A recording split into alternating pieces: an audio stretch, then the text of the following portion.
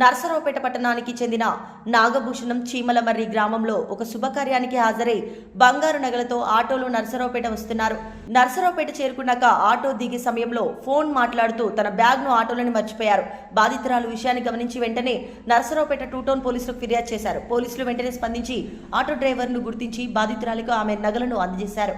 ఈరోజు ఉదయం నాగభూషణం అనే వ్యక్తి చీమలమర్రి విలేజ్లో వాళ్ళ బావగారు చనిపోయింటే కార్యక్రమం అటెండ్ అయ్యి అక్కడి నుంచి గోల్డ్ తీసుకొని నర్సరావుపేట వచ్చి బ్యాంకులో లోన్ పెట్టేసి తన అవసరాల నిమిత్తము వాడుకోవడానికి లోన్ పర్పస్ ఇక్కడికి రావడం జరిగింది. నర్సరావుపేటకి వచ్చే క్రమంలో అతను ఆటోలో రావడం జరిగింది.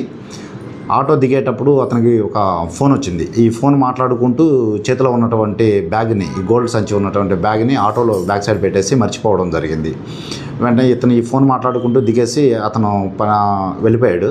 ఒక 15 మినిట్స్ తర్వాత అతను చేతిలో సంచి చూసుకుంటే అది మిస్ అయినట్టు అతనికి అనిపించి వెంటనే నర్సరావుపేట 2 టౌన్ పోలీస్ స్టేషన్కి వచ్చేసి ఇట్లా బ్యాగ్ని ఆటోలో పెట్టి మర్చిపోవడం జరిగింది. దాంట్లో గోల్డ్ ఉంది. గోల్డ్ వర్త్ రేట్ దాదాపు 10 lakhs ఉంటుందని చెప్పేసి మనకి ఒక చెప్పగా వెంటనే నేను ఉమెన్ ఎస్ఐ యష్నా మరియు ఎస్ఐ సౌందర్రాజు నేను టీమ్స్ తోటి టౌన్లో ఉన్నటువంటి ఆటోలన్నింటినీ వెరిఫై చేసి చెక్ చేయగా అది మల్లమ్మ సెంటర్లో ఆటోలో బ్యాక్ సైడ్ చెక్ చేస్తూ ఉంటే మల్లమ్మ సెంటర్లో బ్యాక్ సైడ్ ఉన్నటువంటి ఆటో మమ్మల్ని చూసేసి పక్కకు వచ్చి ఆపడం జరిగింది. ఆటో అతను కూడా నిజాయితీగానే సార్ నా వెనక బ్యాగు మర్చిపోయారని చెప్పగా మనం వెళ్ళి చెక్ చేస్తున్నప్పుడు ఆ బ్యాగ్ దొరికింది.